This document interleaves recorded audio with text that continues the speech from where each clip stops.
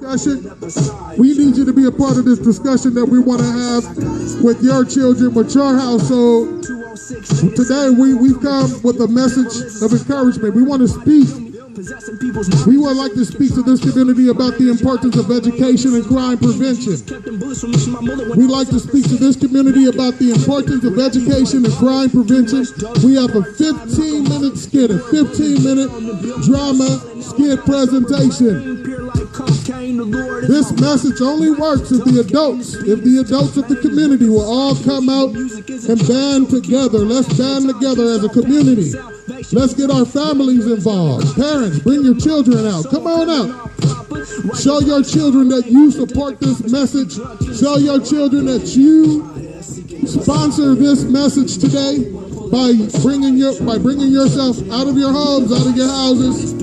Come on, let's have this talk. Like I said, bring your dominoes, bring your card table, bring your chairs. Come on out to this. Another thing they did, you know, the Jews, it's a custom, they have beard, right? They ripped his beard out, they spit him, they kicked him.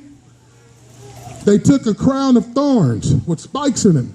Say, oh, you call yourself the king of the Jews? We'll make you a king. They put this crown on his head, they pressed down on it. These spikes tore the flesh off of Jesus' face. Blood, you could just imagine how his face looked, right? He was pretty bloody. He was pretty battered. He was beat, bloody from head to toe. Then they said, time to put him on this cross. They took nails about this big, about that round, and they put him into him, took his feet, drove a big old nail through his feet, put him on the cross. As he hung there, beat, battered, bloody, right? I'm gonna make it short. He eventually gave up his life. Normally, what the Romans would do, they would come and break your legs if you haven't died at a certain time. Jesus was already dead, so what they did is they took a spear. Say, oh, he looks dead. They took a spear, stuck Jesus in the side like he was a pig, and poured it out. The scripture tells us that blood and water came out of his side. Now check this out. They took him down, they wrapped him up, they threw him in a tomb, they cleaned him up a little bit, they threw him in a tomb. They put him in a tomb. 3 days later, his mother went to go and prepare the body, his mother Mary. Some of you guys know about his mother Mary. She went to go prepare his body the proper way because they had to do a quick job of getting him down off the cross. When they got there, the tomb was empty.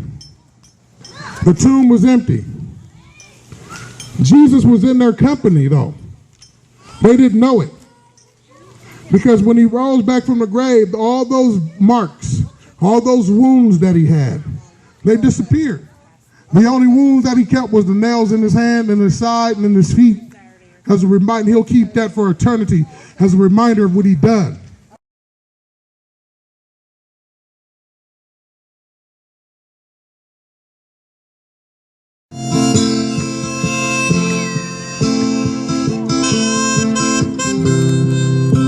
Yo, what's up, family? What's happening? This is the McGee family, broadcasting live from the Washington Park. Come on, guys.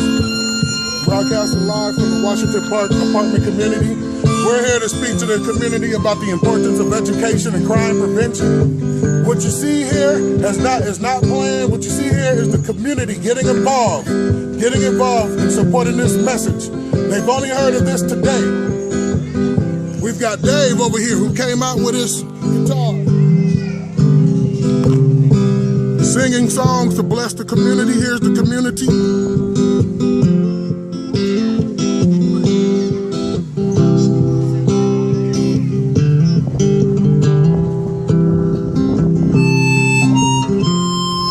As we speak to the community about the importance of education and crime prevention. Right? We've got a few shy people way out in the back area. And this is the reason why we need to get our drama team lapel mic'd up. Those who are shy and is sitting way out in the back area there. They won't be able to hear the message that's going to come across in our drama skit presentation. So we got to get our drama team mic'd up. If you want to support us, please follow the links below, and we can show you where you can support us. We out here making a difference. We bringing a light to the community, and we want you to team up with us. Listen, when the team work, the dream work.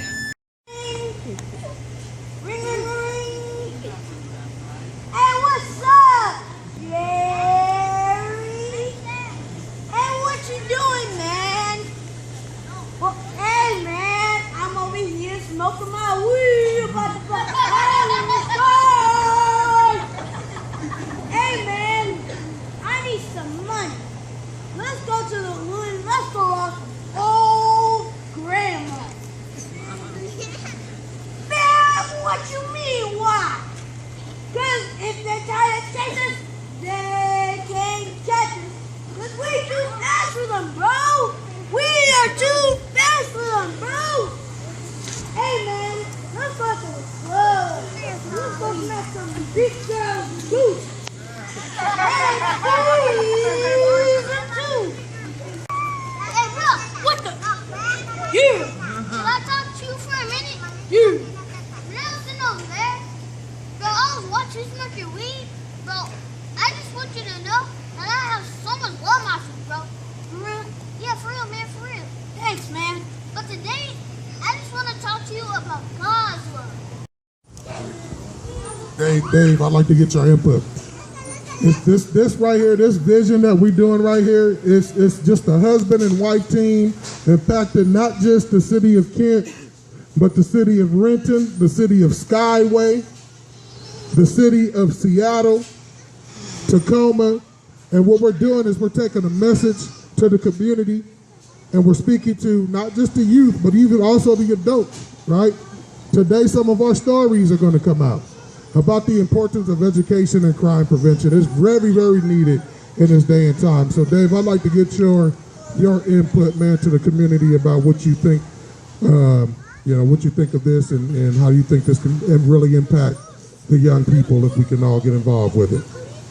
Well, I just like to say that, this right here, us gathering together to enjoy some music and be peaceful and enjoy the beautiful weather that we're having is the step in the right direction. Us, coming together to do these things uninhibited without worry that something is going to happen, or that something, we need to. It's fear that's causing this. So let's show them that there's nothing to be afraid of, and be together and share. That's right. So, we thank Dave, and what's your name back there, brother? We got Dave and Gizmo. Go get your basketball. Men, and that's what we want to see. We want to see more men come out. We need to see more men come out and support this. Again, families, what we really need is we need you to come in and gather close, bring your chairs out, because we're going to run about a 15-minute drama skit production here. We're going to run about a 15-minute drama skit production here, and you will not be able to hear from way back there, from way over yonder. We're trying to raise some money so that we can get the lapel mics, so that you can be shy. Hold the ball.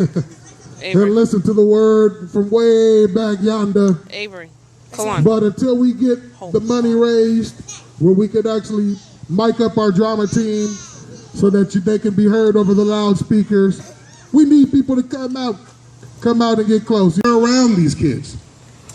We need to come out like we are today. We see those parents and people out in the back, people on their balconies. We need to come out, and we need to be, let's play ball with these kids. Let's come out and do things like this for these kids, right? So that, in other words, somebody once told me that respect is earned, right? Right? You got, we got to show these kids, man, that we have a presence. So part of that was just to kind of show the lack of respect that is going on in this generation for adults. We need to get that back.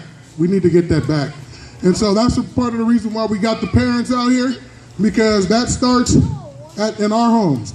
Each and every one of us, we have a responsibility to make sure that our kids understand, that respect starts at Stop, home, Avery. and that we got to give that same respect to other adults, right? My kids have to respect every adult out here. And at the same time, we want to be here for you kids. We want to be here to help you. We want to be an ear to hear what you have to say, right? So it goes both ways. So part of that was to show that. Another part of that was actually to preach the gospel. Avery. So today, Avery. I want to introduce myself. My name is Demondre. I'm with the Freedom and Awareness Street Team. And today we're here to speak to you about the importance of education and crime prevention. Whoa. And also, you know, because of our godly conviction, we do want to share a little bit of the message about Jesus Christ, his work on the cross, and also the hope that his resurrection brings to the world. So without further ado, can I ask here, how many of you know and understand what the importance of education is? Who knows why education is so important? Do I got a show of hands of anybody who knows why education is so important? Right? Let me you come on, come share with us why education is so important. Come on. We gotta take her. Tell us why education is important.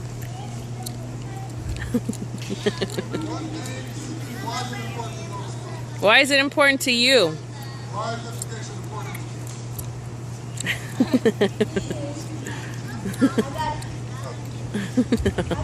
to you? Does anybody here know why education is important to them? Okay. Because you have to look out for yourself, and you have to use your brain. You have to use your brain to do education, because that's the only way how you're gonna get past it, by your brain. Okay, so Avery's answer was because your brain is important. Do we have anybody else? Anybody else? Come on, you kids in the back. Don't hide behind that tree. Come on. Anybody else who knows why education is important? Adults? Anybody? Why is education? We got to take her. You need a job. There you go. Sir.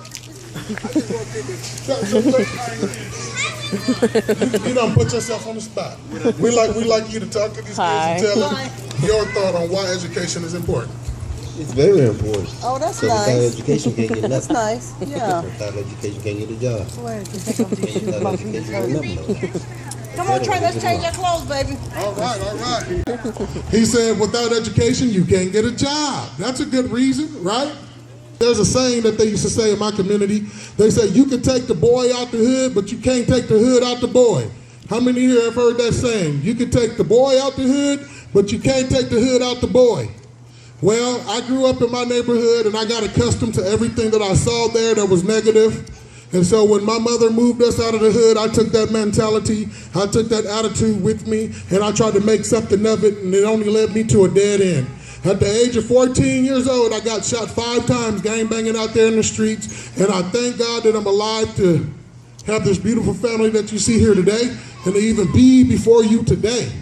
5 times. A bullet hit me in the neck, hit me a couple of places in my stomach. One of the bullets hit me in the lung, and that was the one that they said was supposed to take me out. But thank God that I'm able to be here before you guys today, right? Can we give God a big round of applause? Woo! Oh, right. So, some of the things that living a negative life got me, it got me thrown in jail. It got me shot. It put a criminal record on me. And the reason why we're here to talk to you guys today is because we don't want you guys to follow in our steps. See, some of us, we've got our own demons that we have to fight. We've got to overcome some things in our lives, but our demons don't have to be your demons, right? Do I got adults agreeing, right? We still got things we got to work on for ourselves, but we want to tell you that you don't have to experience what we've experienced in life. So let me share something with you, okay? So again, You can't take the boy, you can take the boy out the hood, but you can't take the hood out of the boy. There are people who come over to our country, America. I'm not going to be before you long. There are people who come over to our country, America, from various places. The places that they come from, they know what they want to do. They want to be doctors. They want to be lawyers. They want to be engineers. They want to be architects. But they don't have the schooling. They do not have the schooling that's needed to get them to where they want to go. So when the doors of opportunity open for them and they come to America, you want to know what happens? You could take them out of their culture. You could take them out of their environment, but you can't take their environment and their culture out of them. So when they get here, they stay focused. And so if I was to take you over to Valley Medical Hospital and show you who our surgeons, who our doctors, who our nurses are, you know what? It's sad to say, it isn't many American people. It's people from other countries that are our nurses, that are our doctors, that are our lawyers, that are our engineers, right? Do I got a witness, right? Am I on this thought along? Tell me if I'm wrong. No, you're telling the truth. Now, why is it that the Americans, though, we work at McDonald's, we work at Taco Bell, you want a job at Walmart? Why? Why? We got to ask the questions why. Minimum wage. Right? Our teenagers recognize the truth that's coming at them right now. So the question is because there are a few things that you need to know that are working against you, that's putting you to sleep. God gave you a brain, and with that brain, you have the ability to do and be whatever it is that you want to do and be. But we put ourselves to sleep with video games. Raise your hands if you like video games. Woohoo! A lot of people like video games. Woohoo! Love them. That's part of our culture. Video games put us to sleep. The entertainment of this world puts us to sleep. Right? The music of this world puts us to sleep. Go tell them to stop and sit down. And it's part of the American culture. Go walk. And it's part of the problem. It's part of what holds us back. Now, listen. There's nothing wrong with listening to a little bit of it. But we, just like me, right? We take in too much. We take in too much, and these things make us lazy. And we want better for you kids. We want better for you kids. So we're here today to just sponsor a message to tell you that as you guys take on the new school year, the new school season, we want you guys to make better choices. So now that's just my introduction. I don't want to be, like I said, I don't want to be before you long.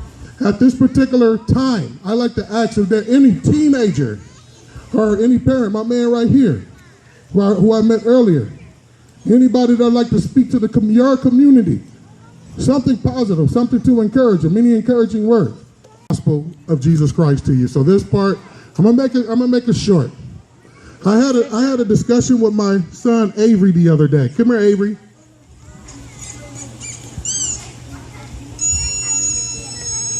So I had a discussion with my 9-year-old, Avery, the other day. And we were talking over a bit of scripture. And the scripture that we talked about, it was when Jesus looked at his disciples and he told his disciples, he said, you are going to go to prison and you're going to be killed for my name's sake. And I said, what if Jesus would have looked at you and said, hey man, you're going to go to prison and you're going to be killed for my name's sake. I asked Avery, I said, Avery, how would that make you feel if you was Jesus' disciple? Would you be afraid? What did you say? Well, I would be nervous and I would be mad because I would be nervous because I don't know why I'm dying, and I would be mad because people would throw me into jail for no reason and just kill me. I don't know why they would do that. So That's pretty much a natural reaction of all of us. All of us will feel nervous if the person that's discipling us tells us, hey, guess what? You're going to be thrown in prison and killed for me. Hey, dude, what part of the game is this? You got me twisted. I was with you walking on water, drinking, turning the water into wine, right? Feed me fishes and things. I was with you on that, but now you're telling me I'm going to be thrown in prison? Did I hear you come again, right? No, none of us want to suffer. Hurry up. So a natural fear, everybody would have felt that fear. Now let me explain something, because how many of us have seen that picture of Jesus hanging on the cross like this? All decked out, looking, got the rosary beads hanging out, right? That's not the true image of him. And that's not the true image of what he did. He wasn't that clean when he hung on that cross. See, let me tell you what they did first. Raise your shirt up, son. They took a whip of cat of nine tails, right? On this whip, they had spikes that would dig into your flesh when they hit you. Now, they gave Jesus 40 licks with this whip. They hit him, it got stuck in his back, and they pulled that whip, and it tore the flesh and skin from his back. Now, when it tore the flesh and the skin from his back, he bled. That was the first lick. He had 39 more licks to go. Now, it don't take much of an imagination for you to use, but do you think he was